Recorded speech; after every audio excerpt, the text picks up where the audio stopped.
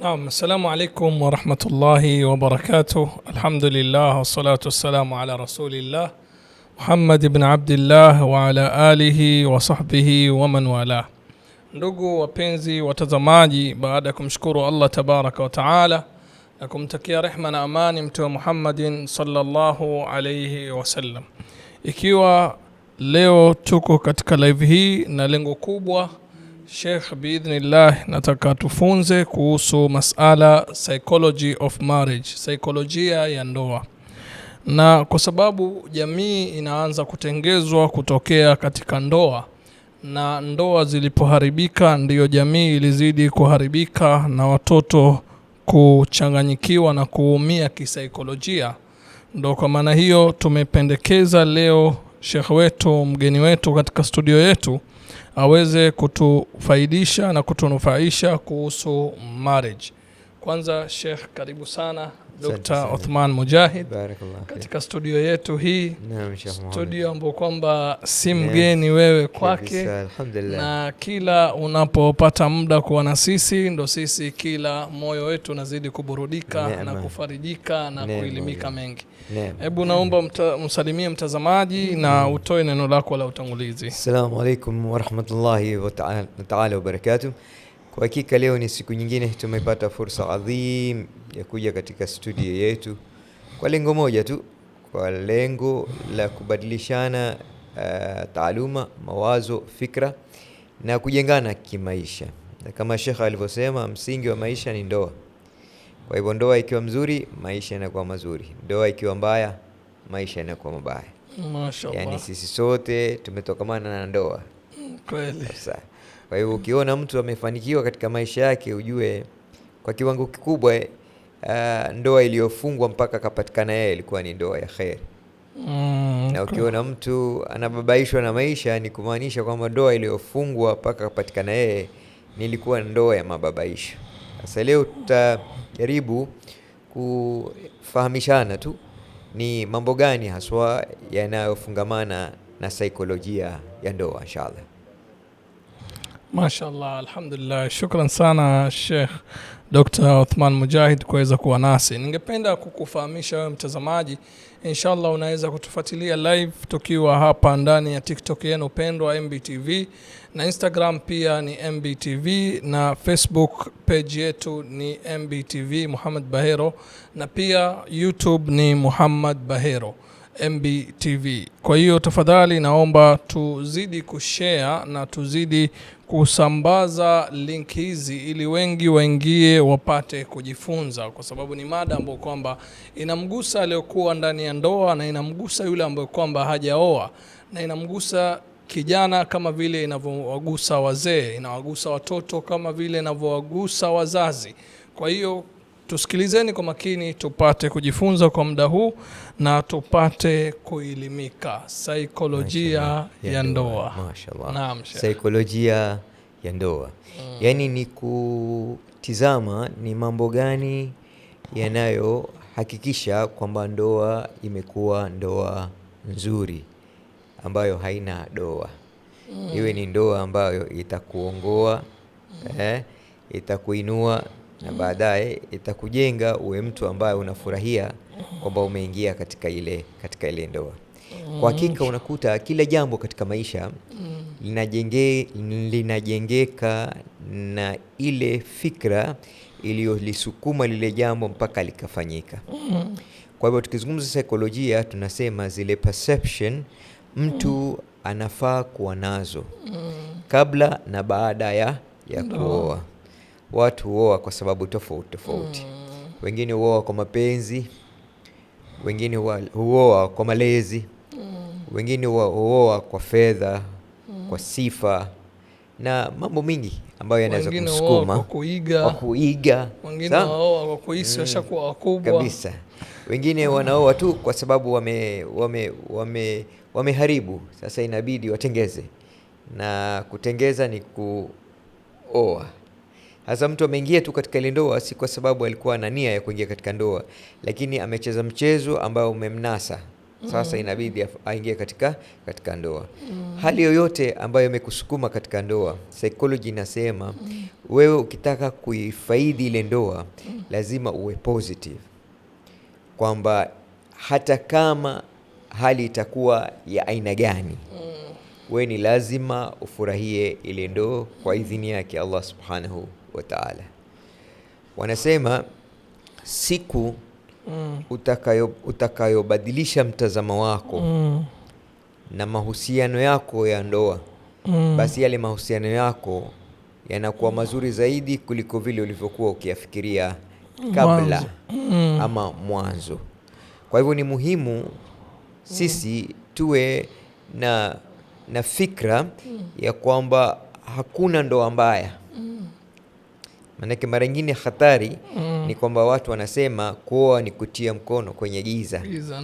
Sasa ukishasema unatia tu mkono kwenye giza, ni kwamba umejitayarisha kwamba mambo yatakuwa mabaya, hayatakuwa mazuri.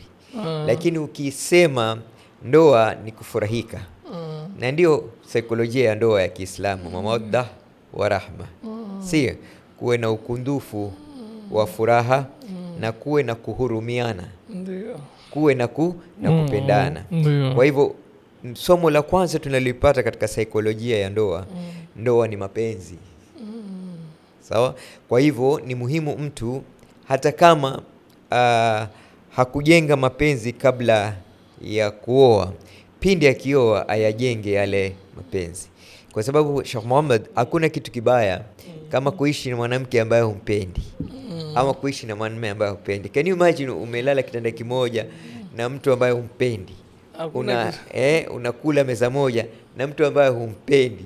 Unaishi nyumba moja na mtu ambaye humpendi. Sasa hiyo ni kwa prison, utapata maradhi ya moyo. Sasa kupata salama ya kuishi na mtu ambaye mmekuwa katika mazingira mbalimbali, alafu sheria imewaleta pamoja, ni lazima ujitahidi kujengeke ile mawadda wa rahma. Bila ya kuwa na mapenzi, ndoa inakuwa ni prison ndogo, kwa sababu unakuwa uko katika ule uhusiano kwa sababu ya sheria peke yake, si kwa sababu ya hisia. Na utamu wa ndoa ni hisia, sio sheria. Tumeelewana? Kwa hivyo jambo la kimsingi ni kuhakikisha kwamba lile magic word, wanaita magic word, LOVE, love, must be there.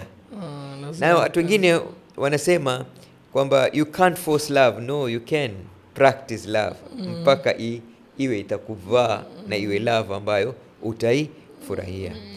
Saikolojia ya pili ni kwamba ukitaka kufanya ndoa yako iwe ni ndoa ya furaha, kuwa na huruma na mwenzako.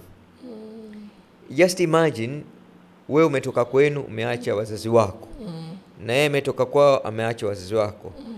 Ni kitu gani ambacho kitawafanya sasa mukae pamoja, muwe na raha, furaha na maendeleo? Of course you have to empathize.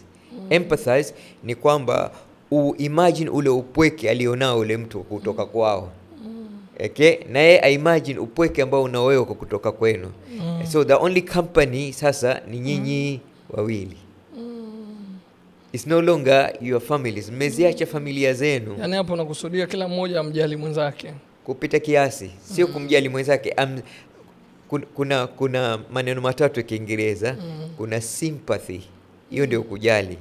Kuna empathy, ni kusikia machungu ya yule mwenzako anayoyasikia. Alafu kuna apathy, ni kutojali tu.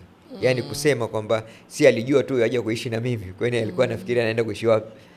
Kwa hivyo haujali kwamba huyu ameacha kwao kwa sababu anaamini katika mikono yako atakuwa na amani, atakuwa na upendo, atakuwa na maendeleo. Sasa ukiwa hutajali, basi hamwezi kuwa na malezi, hamwezi kuwa na mapenzi ambayo yatakuwa yanawafanya muendelee na ndoa zenu katika hali nzuri. Kuna zile ndoa ambazo ziko arranged, yani hata hamjakutana, ni wazazi wamekaa wakakubaliana alafu mkaoana. Na kuna zile ndoa pia za dharura. Tumeelewana kwamba unaambiwa tu pengine amekaa kwa muda mrefu, sasa unazungumzwa, mnakuja kustiriana. Iwe ya aina yoyote ndoa. Sasa umeshaoa. The reality ni kwamba sasa umeshaoa. Hasa wewe unataka vipi kuishi maisha haya ya ndoa? Sasa unakuta mara nyingine kumpenda mke wako si favor unamfanyia mke wako, ni favor unajifanyia wewe mwenyewe. Mashallah. Sawa sawa, kwa sababu huyu ni mtu ambaye mtakuwa pamoja kila wakati, na haitakuwa kitu cha kukufurahisha kama bado hajaingia katika moyo wako. Kwa hivyo unakuta ya tatu ni kwamba ile saikolojia ya ndoa inasema kuweza kuishi pamoja ni lazima mmoja arudi chini, lazima kukuwe na sacrifice. Hamwezi nyote kuwa level moja. Tumeelewana? Kabla ya ndoa yeye alikuwa yeye na wewe ulikuwa wewe. Baada ya ndoa imekuwa nyinyi sasa. Kwa hivyo sahau yeye na sahau wewe. Sasa ni nyinyi. Kwamba nyinyi watu wawili mmekuwa kitu kimoja. Kwa hivyo kile ambacho mimi bwana yakipenda, bibi hakipendi, bibi inabidi a sacrifice ili kumridhisha yule bwana. Na kile ambacho bibi anakipenda bwana hakiridhi, basi bwana na yeye akiacha ili kumridhisha bibi. Bila ya kuwa na sacrifice, uhusiano hauwezi kujengeka. Kila mtu akisema mimi nitakwenda kulingana na yale ninayoyapenda tu, sio yale anayoyapenda yeye. Mimi nitaacha tu yale ambayo yananiudhi mimi, sio yanaumuudhi yeye. Basi kila siku kutakuwa na conflict. Ulipoongea mambo hayo ya kumuudhi, nakumbuka ile aya Mungu amesema waashiruhunna bilma'ruf. Bilma'ruf, ndio. Naishini na wake zenu kwa uzuri. Kwa uzuri, ndio. Mmoja katika wasomi katafsiri asema kuishi na mke wako kwa uzuri, ndio, sio kujiziwia wewe usimuudhi. Ndio. Lakini ni kuvumilia yake maudhi. Kabisa. That's right. Na vizuri. Si useme kwamba mimi nimejiziwia simuudhi na chochote. Ni uvumilie maudhi yake ndio utaishi naye vizuri. Na hiyo inapatikana ikiwa unafahamu zile individual differences, kwamba hakuna watu wawili wenye matamanio sawa moja kwa moja ama wenye maudhi sawa moja kwa moja. Kila mtu ana mapungufu yake. Hasa kuna mambo mengine katika ndoa ni lazima uyafungie macho. Ikiwa macho yako yako hyper kila wakati, you are hyper visual, you are hyper audio, yani wataka kusikia kila kitu, wataka kuona kila kitu, basi mwenzangu utakuwa ni wewe ndio unajiumiza, kwa sababu definitely utasikia mambo ambayo hutaki kuyasikia na utaona mambo ambayo hutaki kuyaona. Lakini ikiwa kisaikolojia umejitayarisha kwamba huyu amekuja kwangu akiwa na miaka 20, amepitisha hiyo miaka 20 katika mikono ya familia yake, na mimi nimekuja kwake nikiwa na miaka 40, yangu imepitia katika mikono yetu. Sasa tumekuja pamoja, lazima kati yetu kuna tofauti ambazo zitakuwa haziwezi kulingana. Sasa ni lazima kuwe na uvumilivu wa mapungufu yake, na wewe ndio uvumilie mapungufu yake, ndio kutapatikana maisha yaliyo hafifu. Bila ya kuwa na uvumilivu wa mapungufu, maisha hayawi hafifu, bali yanakuwa ni ya maudhi kila siku, kwa sababu hutaki kukubali kwamba hizi ni tofauti. Na hata kama una nia ya kubadilisha tabia ama kubadilishana tabia, haiwezi kupatikana kwa siku moja. Lazima inachukua muda. Kwa hivyo huu muda lazima kuwe na uvumilivu wa hali ya juu sana. Sawa sawa. Alafu saikolojia ya ndoa inasema hata kama unampenda mke wako, we imagine bado hujampenda, ili kila siku mapenzi yazidi, uyanogeshe. Kabisa. Lazima mahaba yako hazina, nipe mimi niyaweke, mapenzi yangu zunduna, nitakupa uyashiki, katu siagawi tena, kwako ndio mwisho wako. Sasa ile hali ya kwamba na penzi tuliengeenge, lidumu lisivunjiki, na mengine tuyatende ya watu tusiyashiki, tujilinde na mazenge, tukae tumakiniki. Mashaallah. Sawa sawa. Kwa hivyo unakuta lazima kuwe na kiwango cha watu kuwa na matarajio kwamba kila siku mapenzi yetu yatazidi. Kuna bwana mmoja alikuwa anatembea baharini, akasema nilitembea baharini nikaandika jina la mke wangu kwenye mchanga. Bahati mbaya mawimbi yasiyokuwa na huruma yakaja yakalifuta. Lakini kwa sababu mke wangu ni mtu muhimu sana, I never gave up. Nikaandika kwenye ardhi, mvua ikanyesha nyingi, pia likafutika. Lakini nikasema huyu ni mke wangu, the apple of my eye, si ndio? Sasa nikaandika kwenye nyasi, lakini kulikuwa na ng'ombe wengi mtaani, wakalitafuna lote likamalizika. Lakini siku nilipoamua nitaliandika moyo wangu, hakuna mtu aliyeweza kulifikia. Na mwingine amesema bwana, lakini sijui kama msemo wake ni mzuri, asema moyo wangu ni kama kaburi, haingii isipokuwa mtu mmoja. Kwa hiyo katika moyo wangu uko wewe tu, mke wangu. Sasa huyu ashamuua huyo. Kashamuua huyo. Kashamuua. Bwana mmoja anasema she's the only mosquito in my net. Kwa sababu yeye ndiye ananifanya nisilale. Hakuna kitu kingine ambacho akinifanya nisilale, ni yeye. Kwa hivyo she's the only mosquito in my net. Kwa hivyo ni lazima we must yearn. Yani lazima tuwe watu ambao tunataka kuzidisha yale mapenzi kila siku. Mapenzi ni kama mti, lazima utilie mbolea, utie na maji, si ndio? Alafu unapalilia ili ule mti upate kukua na kuendelea zaidi. Kule kwetu Bajunini watusema chushike jembe chulime, chumuombe raba, chumuombe atimize matilaba, anganiuma kizimbe ni ushingo wa mahaba.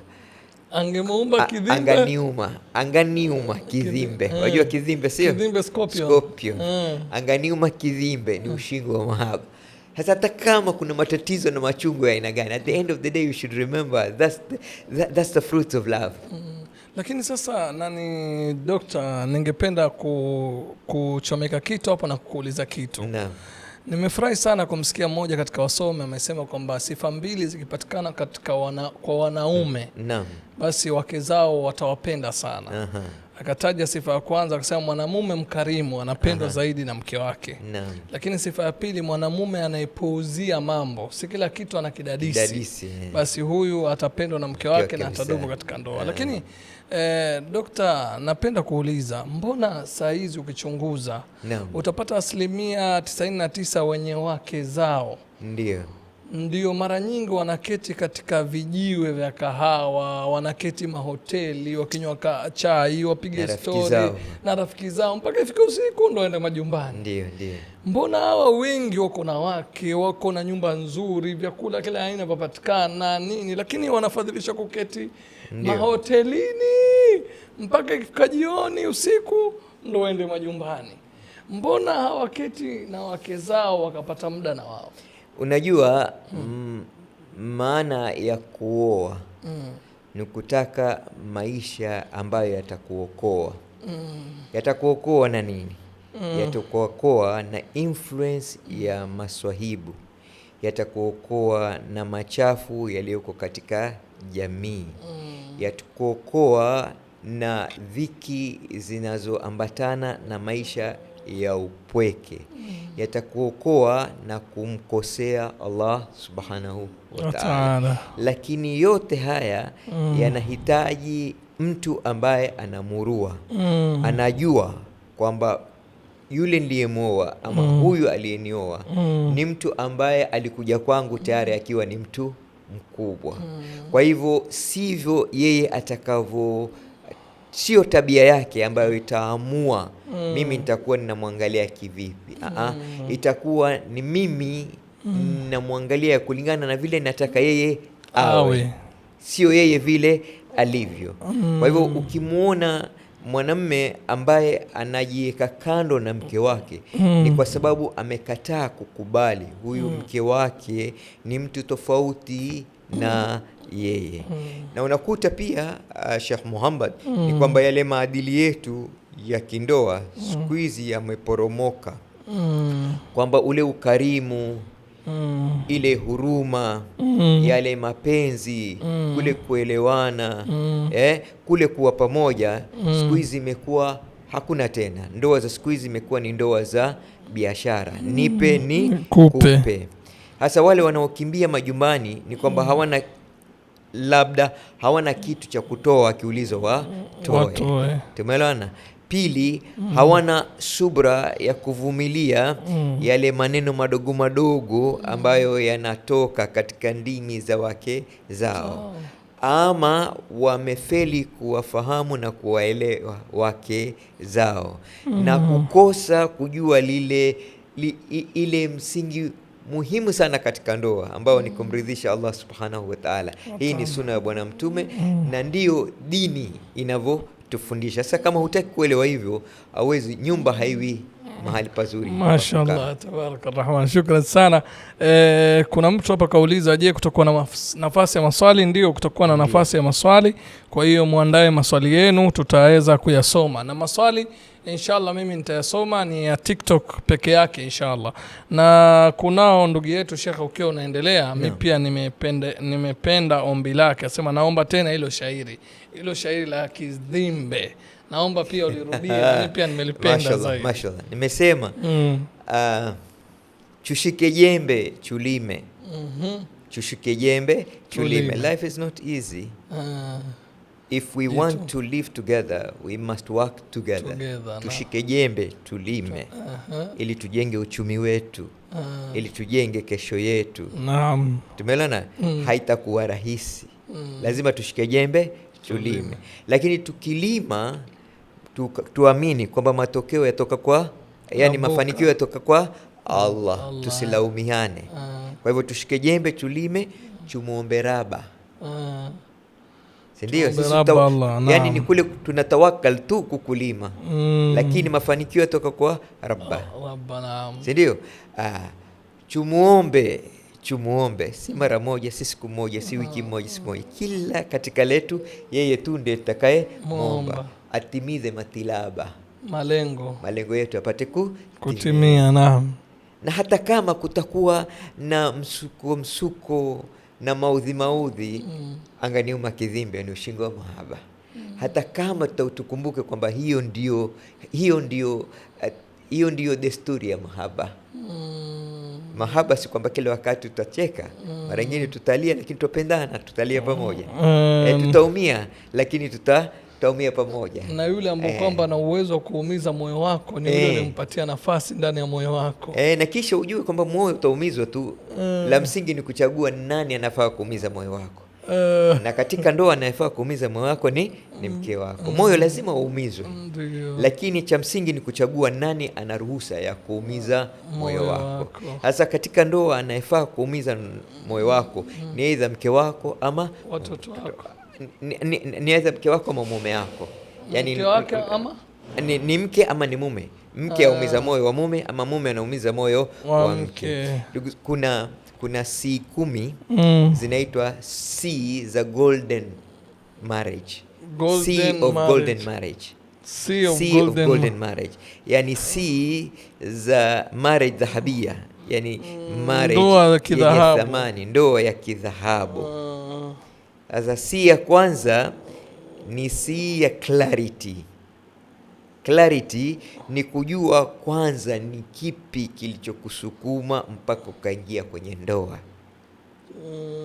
Mashaallah, ndoa ya maana. Maana ya ndoa ni kuwa na ndoa yenye maana. Maana ya ndoa ni kuwa na ndoa yenye maana. Ukafanya bidii mpaka ikafana. Okay? Na mkahakikisha imelingana na matarajio ya Rabbana. Ili kusudi kila mnachokifanya kiwe kitakuwa na maana hapa duniani na kesho mbele ya Mungu awe atakuwa mambo yote yamefana. Yani ni kuwa na kufahamu mimi hili lengo. Wajua, ukioa kwa sababu ya urembo utamalizika. Ukiolewa kwa sababu ya uhandsome utabadilika. Ukiolewa kwa sababu ya senti, ukioa kwa sababu ya senti huenda ukafilisika na senti zikamalizika. Ukiolewa kwa sababu ya nasaba, familia pia huanguka zikaharibika na sifa zikamalizika. Lakini ukioa ama ukiolewa kwa sababu ya kumridhisha Allah, basi Allah kila siku huwa yupo. Kwa hivyo ile clarity ni kwamba wewe uwe na uwazi na uhakika ni kipi kilichokusukuma mpaka ukafunga ndoa. Sasa ndoa yako ikiwa na sababu yenye msingi, yenye mizizi, haiwezi kutisika. Kwa sababu Muislamu anafaa kuridhika wakati Mwenyezi Mungu anamtikisa tikisa. Lakini ikiwa ni kwa sababu nyingine mbali na kumridhisha Allah subhanahu wa ta'ala, basi kila siku utakuwa waudhika. Tumeelewana? Kwa sababu mambo hubadilika, uzuri upotea, senti humalizika, na mamlaka ukapokonywa. Sawa sawa. Kwa hivyo tutatakana tu avoid kuzijenga ndoa zetu katika artificial backgrounds, artificial ground. Tuziweke ndoa zetu katika permanent ground, na permanent ground kama walivyosema ni half of the ibada, si ndivyo Mtume sallallahu alaihi wasallam? Sasa watu wanauliza, ikiwa ndoa ni half ya ibada, ile half nyingine inapatikana wapi? Ile half nyingine inapatikana kwa muamalati utakaokuwa katika ile ndoa. Half marriage, nikah is half. The second half ni vile mtakavyoishi pamoja. Itaamua aidha mtakuwa na furaha ama hamtakuwa na furaha. Kwa hivyo hiyo clarity. Ya pili ni competencies. Competencies, watu wengi wanafikiria ndoa ni natural. Haina haja ya kuisoma, haina haja ya kufahamishwa. Babu yangu alioa, babangu aliona, mimi ninaoa. Nyanyangu aliolewa, mamangu ameolewa, na mimi nitaolewa. Ulimwengu wa sasa umebadilika. Huu ni ulimwengu wa watu kupata premarital counseling, premarital knowledge kabla hujaingia katika hii sacred institution inaitwa hivyo. Yani mahusiano matukufu ya kuoana, lazima uyajue haya mahusiano yanapelekwa kivipi. Sasa unapata competency ya kwamba akili yako wataka ifikirie vipi kuhusu hii ndoa, moyo wako wataka ukubali vipi kuhusu hii ndoa, na kiwiliwili chako kitafanya vitendo gani kuikuza hii ndoa. Sasa zile skills ni muhimu sana kuzitambua, ili kusudi upate hata kujua ni vipi kukiwa na conflict wewe utaitatua. Sasa hizi zinaitwa competencies, yani kupata skills ambazo zitakufanya wewe uwe kwa njia moja ama nyingine mtaalamu wa ndoa yako.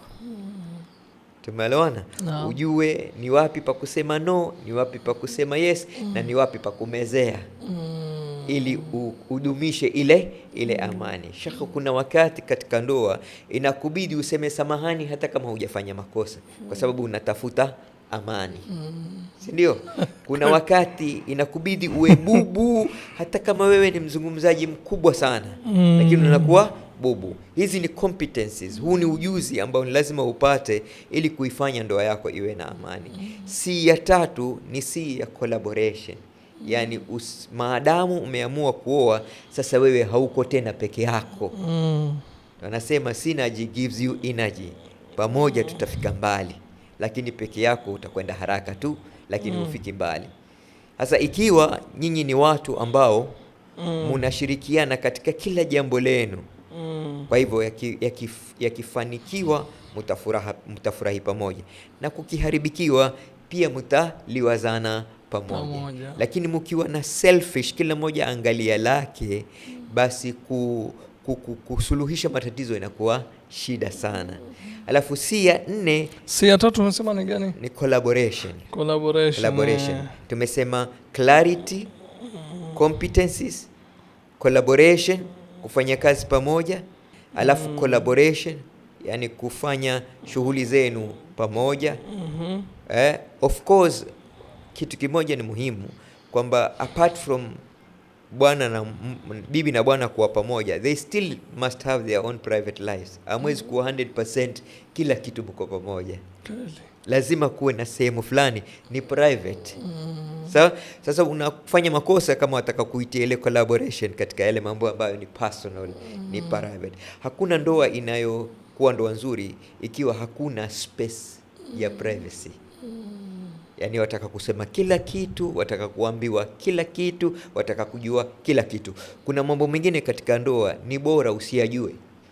Ukiyajua yatakutia dhiki, na yaweza kuharibu ule uhusiano wenu. Sawa sawa.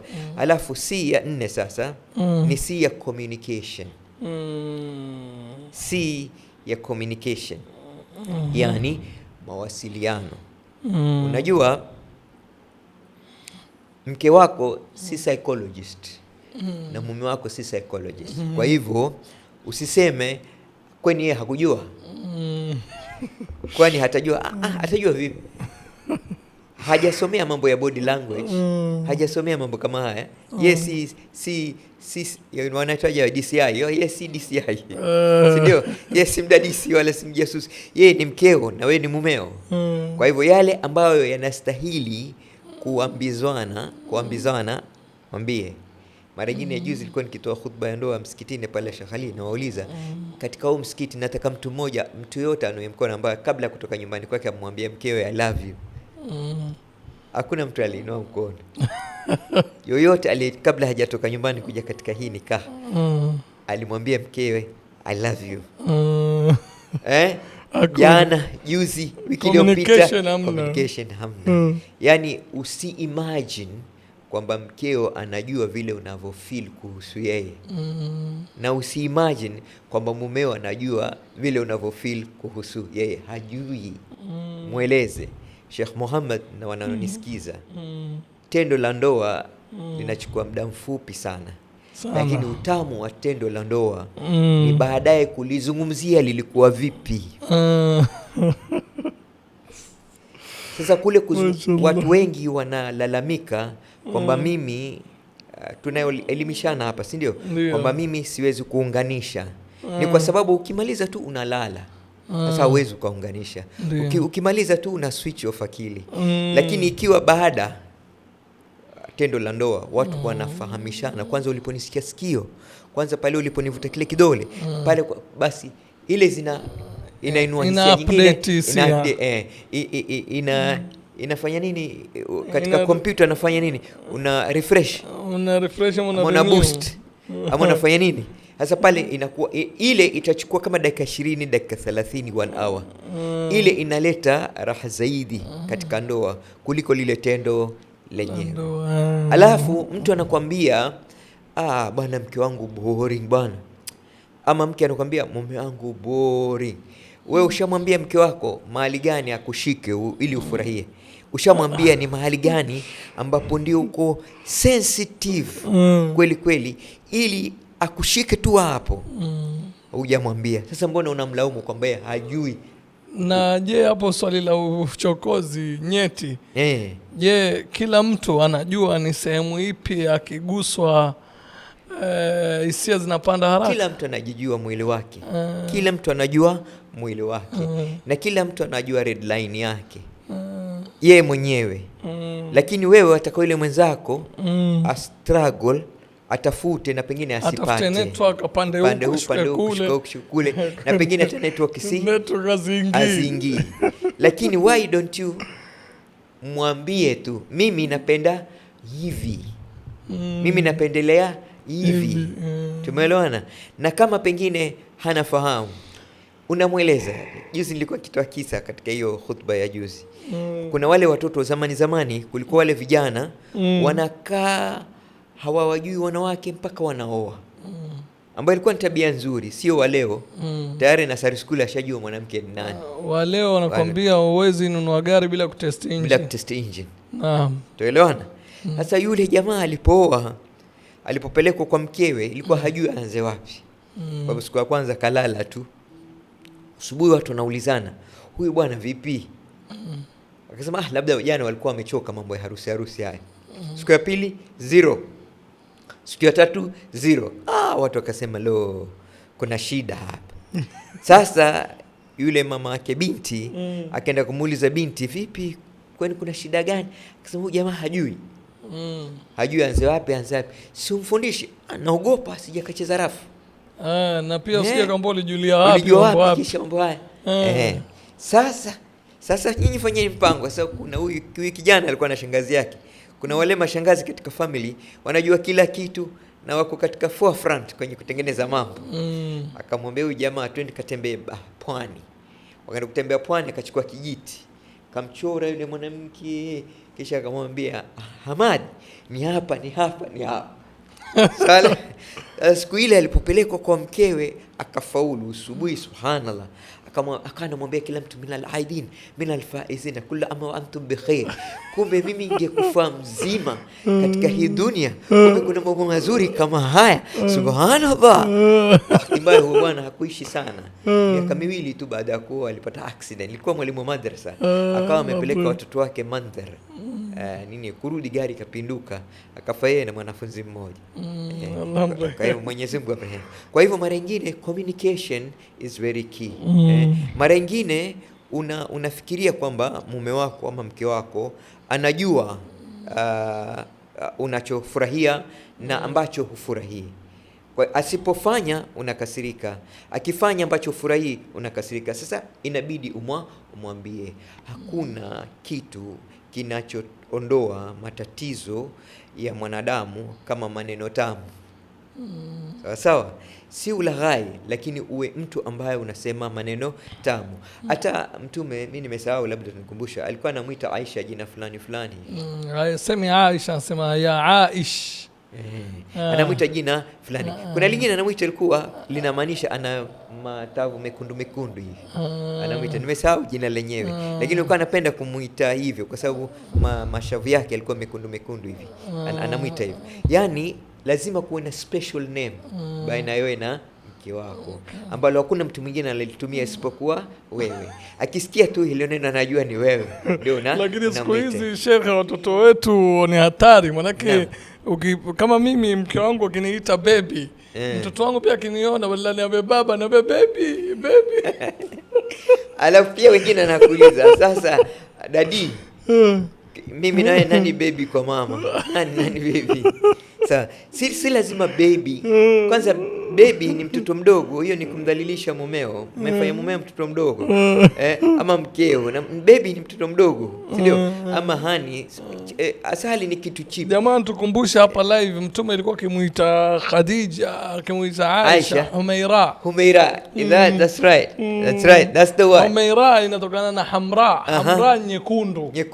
Kwa hiyo Humaira alikuwa na mekundu. Haijapigwa shadow hizi za siku hizi, natural ile. Natural. Sawa. Kwa hivyo inakuwa ni kitu ya communication. Tumesema si ya kwanza ni clarity. Wacha mimi nikutajie. Clarity, competence, collaboration na communication. Sawa. Hasa ya 5. Sio? Naenda creativity. Sheikh Muhammad, kila mwanadamu anaboeshwa na kufanya kitu kimoja kila siku. Hata chakula kiwe kitamu kitakavyokuwa, ukikila kila siku kinakosa ile ladha yake. Hata nguo uipende kwa kiasi gani, uvae kila siku, itakosa ile thamani yake siku moja.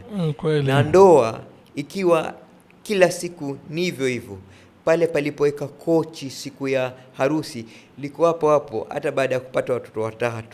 Tumeelewana? Yani hakuna mabadiliko ndani ya nyumba, hakuna mabadiliko katika rumu, na hakuna mabadiliko katika yale mahusiano yako na mke wako. Katika ndoa lazima kuwe na creativity, kuwe vitu tofauti ili kusudi kuwe na ile muamshano wa hisia mpya kila siku. Kwa hivyo kama mume kama mke yatakana kila siku musomane zaidi na zaidi, ili kila mkidirikana kuwe na jambo jipya moja ama lingine, mazungumzo mapya, kitanda kimezungushwa direction mpya, kumepatikana bedsheet jipya. Tumeelewana? Umevaa mavazi, yani kila kuwe na creativity, kuwe na creativity na ubunifu, uwe na ubunifu. Ndio maana juzi tumeenda zetu Tanga tukapata ubunifu. Tukanywa chai ya nazi. Nazi. Alafu tukapiga na chai ya nanasi. Takbir. Hiyo yote ni creativity. Na zama zetu za saa hizi wanawake kuweza kucreate.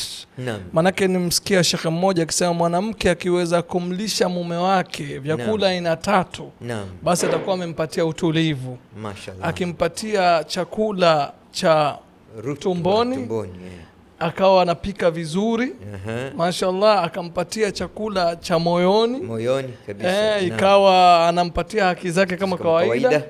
Na akampatia chakula pia cha mdomoni, maneno mazuri. Akiwa anatekeleza mambo haya matatu, mume atapata utulivu. Ikiwa yeye jiko lake ni safi, chumba chake ni kisafi, na choo chake ni safi. Hayo mengine matatu tumeyataja nyuma. Akiongeza na haya matatu, basi huyo mume kila wakati atakuwa atamani kurudi nyumbani aketi na mke wake. Kabisa. Na kuna mambo pia ambayo mume akifanya pia mke naye atakuwa na furaha sana. Ndio. Hayo ukiarudia, ulimi mzuri, tumeelewana, moyo uliotulia, na kiwiliwili chenye rutuba sawa na kadhalika. Wewe unamlisha, ukiona mume yomuita mke wake wewe ng'ombe, wewe ng'ombe kabisa, sijui nilikuolea nini wewe. Tena uombe mke maneno kama haya, na iweishi naye bado mbele ya watu, mbele ya watoto wake pia. Kabisa. Kwa hivyo Sheikh Muhammad, ile creativity ni mzuri. Hakuna kitu bora katika ndoa kama kufanya mambo kwa makusudio ya kumfurahisha mwenzako. Unakwenda, wanajua wanaume wengi wanafanya facial siku ya Eid whatever. You need to do facial also, mke wako kuona umependeza. Unanyoa ndevu vizuri, mke wako kuona umependeza. Unanyoa nywele vizuri, pia unaona mke wako amependeza. Unavaa nguo mzuri, mke wako anakuona unapendeza, na mke pia anafanya hivyo pia. Sasa kule kufurahishana kwa matendo ndio kunajenga uhusiano mwema. Si nyingine ni naomba Sheikh kuwajulisha watazamaji wetu wapendwa, inshallah Sheikh akimaliza si hii ambayo kwamba itakuwa ni si ya 6, tutaweza kutoa nafasi ya maswali. Kwa hiyo naomba muandae maswali yenu ili tuweze kutoa nafasi ya maswali, na nadhani kutakuwa na dakika kama 15 za maswali. Kwa hiyo inshallah watazamaji wetu wapendwa, tunajali kama mlivyotusikiliza na sisi tuweze kusikiliza maswali yenu ili yaweze kujibiwa. Naam, si ya 6 ni consistency. Every day must be like the first day. Consistency. Every day must be like the first day.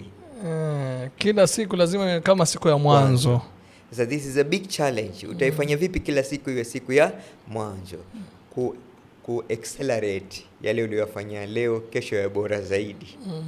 Yani kuwe na anticipation. Yani kuwe na matarajio kila siku, kila wiki, kila mwezi. Yani unajua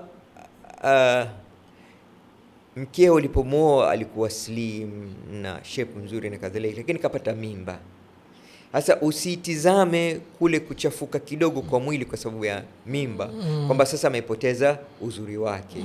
Unaangalia kwamba sasa hii neema kutokamana na yeye tumepata mtoto. Si ndio? Sasa huyu mtoto atakana awe kiungo cha kuongeza na kubadilisha yale mapenzi, yawe ni mapenzi zaidi. Na hivyo kuendelea. Usiseme sasa madamu ashapata mtoto jina litabadilika. Yeye akuita Abu Ubaid na wewe muite Ummu Ubaid. Yale maneno yenu, majina yenu mazuri ya kimapenzi na kadhalika yawe sasa yamemalizika. Ummu Ubaid, Abu Ubaid, hizo ni official names. Unaitwa katika formal situations. Nyumbani yale majina ya upendo lazima ya dumu. Alafu kesho labda tutazungumzia juu hii. Kuna vitu 10 special vinafanywa tu baina ya mume na mke, mtu mwingine humfanyii. Mashallah. Ili kumuonyesha yule mke wako kwamba yeye yuko special. Na yule mke wako kuonyesha wewe kama mwanamume you are special. There are 10 private things that only a husband and a wife do. Babako, mamako, ndugu zako hawainterfere na mambo kama haya. Kwa hivyo consistency ni ile hali ya kwamba kile mazuri uyaendelee kuyafanya kila kila siku. Isifike wakati mkafanya ile ndoa sasa imekuwa ni ada, sio tena ibada. Kumbuka ndoa ni ibada, na ibada yatakana kila siku izidishe, si ndio? Ibada uizidishe, ile imani atakayoongezeke kila siku, si ndio? Na ibada ulikuwa kwanza ukiswali faradhi peke yake, umeongeza baadia, umeongeza kablia, umeongeza dhuha, umeongeza tahajjud, unaendelea, si ndio? Ulikuwa ukiweza kuswali kusoma karaa moja la Qur'an, sasa unasoma juzu moja, sasa unaweza kusoma usafu wote kwa siku moja. Yani there has to be an increase, ile consistency. Sasa ile inamfanya mke ama mume kujenga imani kwamba mke wangu bado hajabadilika wala mume wangu hajabadilika. Usikubali jambo lolote litakalofanyika katika maisha yako kubadilisha connection ulionayo na mke wako. You must maintain that connection. Iwe pale kila siku. Na hakuna kitu kizuri kama, nikupe kisa kimoja. Swahiba zangu walioana kwa raha na ilikuwa love marriage. Lakini kuna wakati kukaja mgeni ambaye amepewa uhamisho kutoka mji mwingine kuja pale walipo wao. Sasa ikabidi wampe makazi kwa muda kabla hajapata makazi yake. Sasa huyu bwana alipokuja akawa kile kinachofanywa na yule bibi wa rafiki yake anakisifu. Nguo anasifu, chakula anasifu, usafi anasifu, urembo anasifu, maneno anasifu. Wakishtuka yule bibi kaingiwa na wazimu juu ya huyu mgeni, mpaka kauliza talaka kutoka kwa mumewe. Nilipomuuliza vipi tena, Romeo and Juliet, Lela na Majnun walikwenda wapi? Akasema mimi nikienda saluni nikija ninapendeza, mume wangu ananiambia watakujizuzua, mtu shazaa watoto wawili wajipambia nini? Nikienda kuvaa nguo hizo, pesa sasa tungekuwa tumefanyia kitu fulani. Haya, hiyo nguo ya 20,000 hii ya kazi gani? Nikipika chakula vizuri, kubadilisha vitu tu, tia tu tomato na kitunguu, mambo yamalizike. Yani hakuna zuri alilolifanya mumewe aka appreciate. Lakini sasa huyu mwingine, huyu mgeni aliyekuja, kila kitu ana appreciate, hata mara nyingine ana exaggerate. Nafikiri tungechukua maswali. Mashaallah, tabarakalrahman. Alhamdulillah, ndugu zangu watazamaji, Sheikh ameweza kuongelea Sea of Golden Marriage. Seas of Golden Marriage. Kwanza ameongelea kuhusu clarity, akaongelea kuhusu competencies, akaongelea kuhusu collaboration, akaongelea kuhusu communication, akaongelea creativity, na mwisho sasa tumeongelea kuhusu consistency. Mashaallah, tabarakalrahman. Hii ni saikolojia ya marriage, na ukiweza kuelewa haya biidhnillah utaweza kujifunza mengi na kufaidika na mengi. Ndugu zangu, sasa hii ni nafasi yenu ya maswali, na biidhnillah live hii tutaweza kuifunga moja kwa moja pindi itakapogonga saa 4:30. Kwa hiyo hizi dakika 13 zilizobaki, basi fahamuni ni nafasi ambayo kwamba inafaa muzitumie nyinyi kwa kutuma maswali yenu ili muweze kufaidika na Dr. Uthman Mujahid. Naam Dr. Naam. Ni ipi nasaha yako kwa dada mmoja kaolewa, Naam, lakini asema amekuja kugundua kwamba mume wake naam, anamtongoza dadake? Subhanallah. Na istoshe hiyo kidogo, baadaye tena akaona mume wake anamtongoza mke wa mtoto wa mke wake. Allahu Akbar. Sijui umenielewa hapo? Nikuelewa. Yaani yule mke aliyemwoa ni kana kwamba ilikuwa tayari yuko na mtoto mkubwa. Yule mtoto mkubwa kaoa. Sasa huyu mume katongoza dadake mke wake, kisha kaenda kutongoza mke wa yule mtoto wa mke wake. Sasa huyu anahitajia nasaha, na ni hatua ipi ambayo kwamba yafaa aichukue? Naam, alhamdulillah. Kwa hakika katika kuresolve ile conflict za marriage, kama wasia wa Allah subhanahu wa ta'ala, kutumia hikma na maneno mazuri bila ya kuinua hisia ambazo zitakuwa ni mbaya kwa yule bwana. Hiyo ndio stage ya kwanza. Stage ya kwanza ni nasaha, yani kumadvise, kwamba na kumadvise kuko stage 3. Kwanza kumadvise kwa kutumia mazingira ya kijumla kama kutoa nasaha kwa watu wote. Ya pili, kumpa nasiha ambaye imefungamana na ile familia na mambo ambayo yaweza kuharibu familia. Alafu ya tatu sasa, kama hizi mbili hazikufanya kazi, unaenda nasiha ya moja kwa moja kwamba kuna dhana ya kwamba hiki na hiki kinafanyika, na kwa hivyo ni vema hizi dhana tusizipe nafasi za kuwa ukweli. Tumeona, kwa hivyo tujiepushe na hizi dhana. Ikiwa itaendelea sasa ni lazima sasa kutumia watu ambao ni professional, watu ambao watakuwa wana uwezo wa kumkanya lile jambo asilifanye na kadhalika. Ya mwisho sasa, akiwa amekataa la kwanza na la pili, sasa itabidi yeye achukue hatua, na hatua ni kujitenga na mtu kama huyo, kwa sababu anamaanisha kwamba hajali hisia za huyu mke. Maana kama alikuwa anajali, lakini hiyo inakuja mwisho baada ya kujaribu zile mbinu nyingine zote, mbinu za nasaha atakayofanya yeye mwenyewe ya mbali na ya karibu, na nasaha zitakazofanywa na wataalamu. Na ikiwa hazitofanya kazi zote, sasa ni kuchukua action ya kujiseparate. Na akijiseparate, definitely yeye ndiye alikuwa connection baina ya huyu bwana na hao wengine, itakuwa ile connection imekatika, na hataweza kuendeleza ule uovu ambao alikuwa na uendeleza. Mashaallah, tabaraka rahman. Kuna ndugu yetu mmoja hapa anaitwa Ibn Muhammad, asema swali langu, je, ndoa ni nini? Yeye anauliza ndoa ni nini? Kisaikolojia wanasema ndoa ni uhusiano wa mke na mume ambao umekusudiwa, ni uhusiano wa mke na mume uliokusudiwa kuleta utulivu wa akili. Hiyo ni kisaikolojia. Naam. Kisosiolojia, ndoa ni uhusiano baina ya mke na mume ili kujenga jamii mujtama na kuongeza idadi ya binadamu.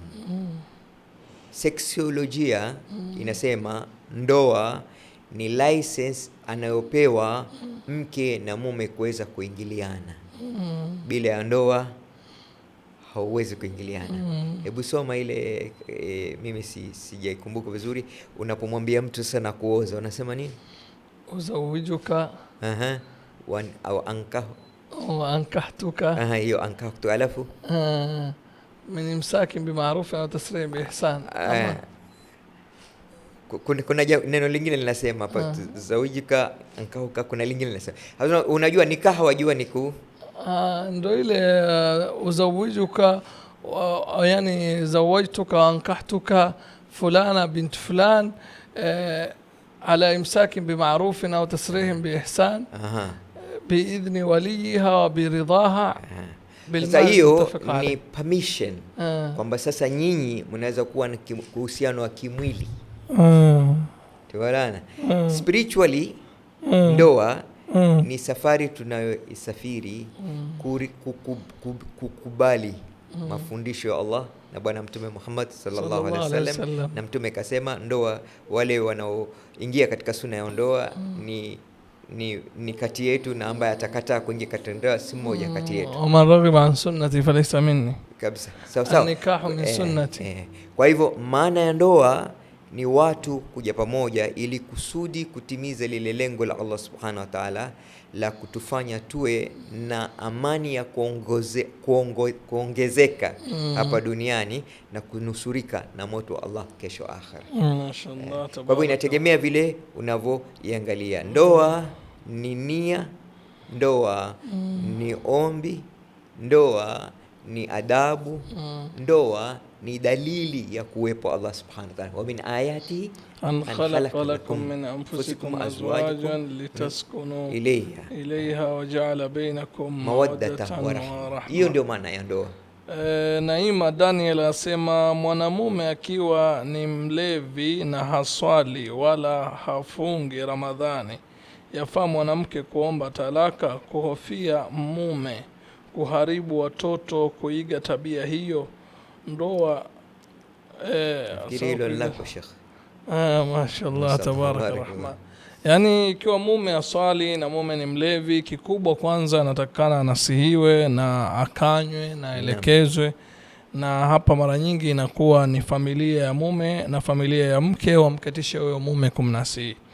Lakini kwa zama zetu za leo ambao kwamba wanawake wengi wanakimbilia kujiozesha hata kama familia yao au mzazi wali hajaridhika, sasa ndio ikitokea mitihani kama hii inakuwa ni ngumu kuita familia kuweza kusuluhisha. Kwa hiyo dhambi la ulevi ni dhambi kubwa, lakini dhambi la kuacha kuswali ni dhambi kubwa zaidi, kwa sababu maulama hawaja tofautiana, je, mlevi ni kafiri ama ni Muislamu? Wote wamekubaliana mlevi anaweza kuwa Muislamu, lakini maulama wameweza kukhtalifiana si swali je ni Muislamu ama ni kafiri. Hapo ndo wamekhtalifiana.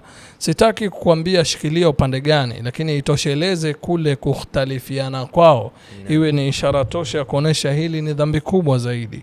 Kwa maana hiyo kwanza anasihiwe, kwa sababu lengo si ndoa ivunjike, lengo ni watu warekebishane katika ndoa. Naye ambaye anachokifanya si sawa na sheria haijaruhusu hivyo, elekezo. Ikiwa utasikiliza itakuwa umenufaika wewe pamoja na yeye, lakini ikiwa hatasikiliza ni bora uende kwa kadhi ujivue katika ndoa hiyo, kwa sababu baba, mke na mume ndiyo nguzo ya malezi ya watoto, na ikiwa baba yuko hivyo inakuwa kuna changamoto kubwa katika malezi ya watoto na katika dini hasa ya mke na dini ya watoto. Mashaallah. Huyu anasema nasaha kwa sisi wake ambao waume zetu wako mbali na sisi. Ni ipi nasaha kwa wake ambao kwamba waume zao wako mbali, wameenda Qatar kupiga kazi huko, mtu anakuja anaoa na kati miezi mitatu, kisha anamwacha mke anaenda kutafuta maisha yosema. Sasa tupatie nasaha. Na mwisho kabisa wacha nisome na hii maswali mwingine ni anasema, mashekhe zangu Allah walipe mema, nini hukumu ya risasi kuzitupa nje, mume hataki kutumia dawa? Hukumu ya risasi kuzitupa nje, mume hataki kutumia dawa ni azli. Na saa kwa sisi haya tupatie na saa kwa wale ambao kwamba wamezao haya yote ya kishekhe na saa kwa sisi wake ambao kwamba wamezao. Unajua wewe ulipokuwa unaolewa ulijua kabisa kwamba mume wako anafanya kazi, ataenda kufanya kazi nje, na hata kama ukujua baadaye ameenda kufanya kazi nje. Ikiwa hiyo imekuwa ni dharura, hakuna njia nyingine mbali na yeye kwenda kufanya kazi nje, inatakana mtu awe na subra ya hali ya juu sana, si ndio? Wanasema kama huwezi unazuia shahawa zako, kama huwezi kunyosha basi funga. Na ukiwa una ile dhafia ile takwa ya Mwenyezi Mungu Subhanahu wa Ta'ala, biolojia haina nguvu kushinda nafsia ina nguvu kuliko biolojia. Lakini inategemea ipi unailisha sana, unailisha nafsi ama unailisha mwili. Ikiwa utailisha nafsi kwa wingi kwa ibada na kumwogopa Allah Subhanahu wa Ta'ala, kiwiliwili kina salimu amri, na unaweza kuwa na subra ukangoja mpaka mumeo akarudi, si ndio? Kadhalika kuna watu wengine, unakumbuka Sheikh Yusuf Abdi aliposema kule Nairobi tulipofanya ile ya maheri, tukawa na ile yani watu wengine wanawapigia video wake zao wanastarehe kwenye video tu, ambapo hiyo tukasema inaweza kuleta madhara. Hakuna privacy kwenye video, inaweza kuponyoka, alafu mkaonyeshana aibu. Mara nyingine wanaume wanatumia hizo kuwanyanyasa zaidi wanawake. Usiponipatia hii nitaisambaza hii video. Sasa mwanamke anakubali kufanya kitu asichopenda na yajua pia labda Mola wake hapendi, kwa sababu ili anusurike kwa kustiriwa hiyo video. Na hui hukumu ya kufanya al-azl, yani mtu kupalilia nje ya shamba. Kupalilia nje ya shamba lazima kuwe sijui kama nitakuwa sawa. Nilisoma vitabu wakati mwingine, nilihusika katika mambo ya Uislamu na family planning nikasoma mashekhe wengine wanasema ile azlu inakubalika kama afya ya mama si nzuri, kama kutakuwa na madhara mengine na kadhalika, badala ya kutumia haya makemikali na kwenda kinyume na mafundisho ya Mwenyezi Mungu Subhanahu wa Ta'ala, basi ile withdrawal, yani azlu, inaweza kutumika ili kusipatikane yale madhara ya mama kuharibikiwa na afya yake.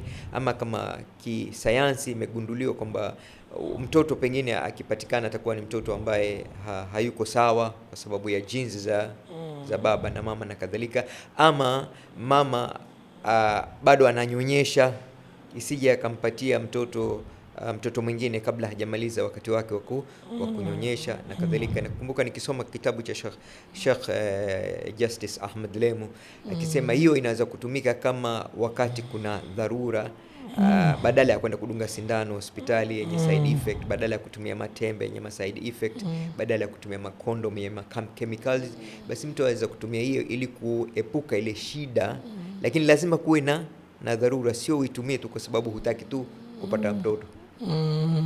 Tumeelewana? Isiwe tu ni kwa sababu ati hutaki mtoto. Iwe ni kuna sababu. Pengine mtoto ule naye ni mchanga, atakanyonyesha miaka miwili. Afya ya mama sio nzuri, wataka kumpa break, recover, alafu ndio wapate mtoto mwingine na kadhalika. Allahu ya'lam. Mwisho kabisa tukiwa tunafunga kipindi chetu. Naam. Anauliza mmoja hapa, Ibn Muhammad anasema, nasaa kwa vijana, sisi tunaogopa kuoa kwa kuogopa riziki. Ni ipi nasaa yako kwa vijana wanaogopa kuoa kwa kuwa wanaogopa riziki? Kwanza ndoa ni mlango wa kufunguliwa riziki. Ama vipi Sheikh? Kabisa. Wewe Sheikh zaidi kuliko wewe. Hiyo. Alafu ndoa inakumotivate utafute pia riziki, kwa sababu sasa unakuwa na majukumu. Na kila mwanadamu kaandikiwa riziki zake, si ndio? Mtume Subhanahu wa Ta'ala kulikuja bwana akamwambia anataka hana maisha magumu, hana nafasi, hana riziki, akamwambia una shilingi ngapi? Akamwambia nenda kanunue, nenda kaoe. Akaenda kaoa, akarudi akisema mambo bado hayajakumaza. Amwambia nenda kaoe wa pili. Mimi ule wa kwanza nishinda riziki, tamwambia nenda kaoe wa pili, watatu mpaka wanne akarudi akasema Allahu Akbar. Sasa mambo yamefunguka. Na simple mathematics, unajua kama mke wako ameandikiwa riziki na Allah Subhanahu wa Ta'ala, na wewe umeandikiwa na riziki na Allah Subhanahu wa Ta'ala, hizo riziki sasa zikija pamoja zilikuwa zimeongezeka. Na kwa sababu wewe ndiye unaifaa kumtizama huyu mkeo, zile riziki zake zinapitishwa kwako. Sasa wewe unakuwa na riziki zaidi. Kwa hivyo the best thing ni kwamba watu waishi maisha wanayoweza kuyakimu. Watu wanaangalia ndoa compare na maharusi yanayoyafanywa. Watu wanaangalia ndoa na compare na maflats wengine wanaokodisha. Watu wanaangalia ndoa na magari utakayotumia kumtembeza mkeo. Ukifikiria hivyo, basi utaona ni ghali sana kuoa. Lakini kuoa kwa kuoa vile Uislamu unavyotaka, hamna taklifu ya aina yote. Alafu kitu kingine, mtu asema kwamba anaogopa kuoa kwa sababu anaogopa riziki. Naam. Je, inamaanisha kabla kuoa yeye hapati riziki? Hiyo riziki itabidi itafute baada ya kuoa. Kama vile kabla kuoa bado Allah anakuruzuku, pia ukioa Allah atakuruzuku. Riziki si kitu ambacho kwamba unakitafuta baada ya kuingia kwa ndoa. No. Hata kabla hujaingia kwa ndoa bado una jukumu kutafuta. Bwana mmoja alikuwa anaogopa kuoa kwa sababu ya riziki, lakini alikuwa na mwanamke amweka. Yani akipewa zile calculation, kule kuoa ni rahisi kuliko kuweka mwanamke katika uhusiano wa haramu. Kwa sababu huyu ambaye anaogopa kuoa, yeye ni mwanadamu, yeye ni mwanamume, ana hisia. Hizi hisia zake anazipeleka wapi sasa? Kumaanisha amejiweka katika hali ya kwamba anaweza kuingia katika uhusiano mbaya, na ule uhusiano mbaya pia wataka kuangaliwa. Na tena uhusiano mbaya unachukua matumizi zaidi kuliko uhusiano wenye ndoa, kulingana na utafiti. Yani kuwa na girlfriend is more expensive than having a wife. Nataka nimalize kwa kisa kimoja. Bwana mmoja subhanallah, aliona na mke wake, love marriage ile, walikuwa pamoja kwa muda mrefu, shawarma, ice cream, mama ngina drive, later house, la. Sasa walipoana akasimamisha yale yote. Yule mke akaenda kushtaki. Kaja kushtaki kwangu kwanza. Kaniambia, Mujahid, rafiki yako kutoka nioe, yale mambo mazuri yote alikuwa akiyafanya kabla hajanioa yamemalizika. Tafadhali zungumza naye mnasihi, kwa sababu hii ndoa imekuwa boring sasa. Kamuita Bibi Muhammad, anaitwa Muhammad. Bibi Muhammad ananiambia, Mujahid, mimi nilikuwa nafikiri umesoma saikolojia sana. Ulisikia lini samaki akishakutiwa kwenye kikapu akapewa chambo?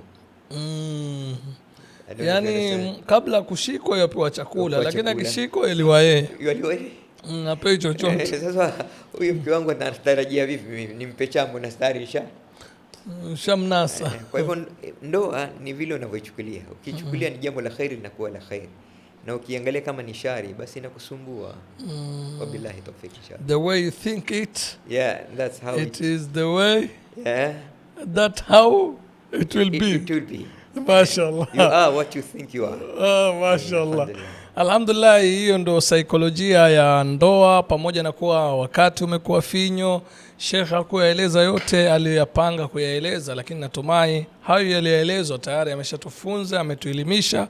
Kilichobakia ni Allah tutilie taufiki tuweze kufanyia kazi. Mimi nahitimisha kipindi chenu pendwa hichi kwa kusema kwamba mapenzi yasiyozalisha ndoa sio mapenzi, na ndoa isiyokuwa na mapenzi haitwi ndoa. Ni kweli hayo maneno? Sadaqta. Wanasema faida ya kupenda ni moyo unayempenda kabisa, na ndoa isiyokuwa na mapenzi inakuwa ni doa, si ndoa. Kwa hiyo inshallah unaifanya unakonda. Kwa hiyo inshallah tujibidisheni ya jamaa. Mapenzi ni kitu ambacho kwamba yanaweza anza moja kwa moja, lakini akiwa hayatakuzwa, hayatapaliliwa, hayatatunzwa, yatabadilika kuwa ni uadui na uhasama. Kwa hiyo inshallah kuweni creativity, muwe mnaunda mambo. Kuna rafiki mmoja nimefurahika naye sana, anasema mimi nafurahishwa sana na mke wangu. Mashaallah. Kwa nini? Kwa sababu mara nyingine nikiingia nyumbani, nikiingia tu mlangoni huwa anapanga vikaratasi akiwa amevigandisha na ile sellotape. Mara ile karatasi akitoa hivi namwambia, tafadhali piga hatua 2 mbele uangalia kushoto. Akipiga hatua 2 mbele akiangalia kushoto aona nyingine imebandikwa. Akifungua hivi, tafadhali piga hatua 2 mbele kwa upande wako kulia, angalia tena. Akienda yuangalia. Inampeleka mpaka mwisho, anaambia tafadhali fungua ile kabati upande wako wa kushoto. Yule alifungua. Akifungua hivi mara yopata zawadi pale. Akifungua ile zawadi, mimi nakupenda nini na nini, alafu mwisho tafadhali hebu angalia nyuma yako. Akiangalia hivi anamuona mke wake tayari kwa kabisa. Sasa yeye ni mtu mzima, lakini vile inavyofanyika haya anasikia raha sana, anafurahi. Inafufua, inaleta uhai katika ile ndoa.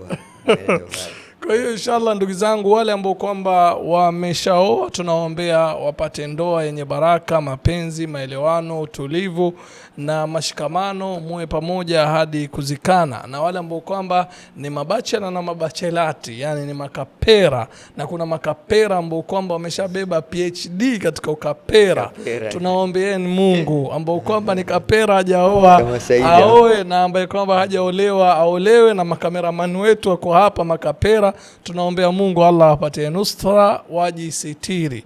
Ndugu zangu, siku zote ukiogopa kitu kabla hujakifanya, hiyo inamaanisha kwamba wewe ni mtu mwenye ajizi. Lakini fanya kitu, ukutane na changamoto, ndio utajua unajinasua vipi katika changamoto. Kuogopa matatizo haikuweki mbali na matatizo, lakini kupambana na matatizo ndio unazidi kukomaa.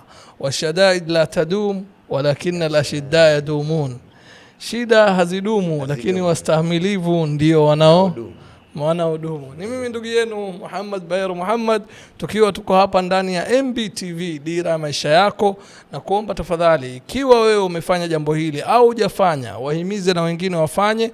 Usahau kutufollow Facebook, TikTok, Instagram, na usahau kusubscribe katika YouTube channel yetu. Ikiwa umefanya hivyo, wahimize na wengine. Channel za wasanii na wenye anasa na uchafu wengi wanazisupport, basi ni aula zaidi channel zetu hizi tuweze kuzisupport kwa mambo ya khairi kama haya. MBTV Dira ya Maisha Yako, na kuambia usikose kesho kuwa na sisi tena live, tukiwa tunaendelea na topic yetu hii ya saikolojia ya marriage. Leo tumelemea kwa upande wa wanawake, lakini kesho tutaweza kuchanganua upande wa wanaume. Tuweni pamoja tujifunze mengi. Allah mbariki Dr. Uthman Mujahid. Kumeshakuwa usiku, lakini yeye kila akichoka ili apate kuwa mchangamfu ni pale utakapomwambia tayari tuko chini, tunataka kuelimika na tushapiga magoti. Allah mbariki na msaadishe kila la kheri, na nyinyi muwe na usiku mwema. Subhanakallahumma bihamdik, nashhadu an la ilaha illa anta, nastaghfiruka wa atubu ilaik. Wassalamu alaykum wa rahmatullahi wa barakatuh.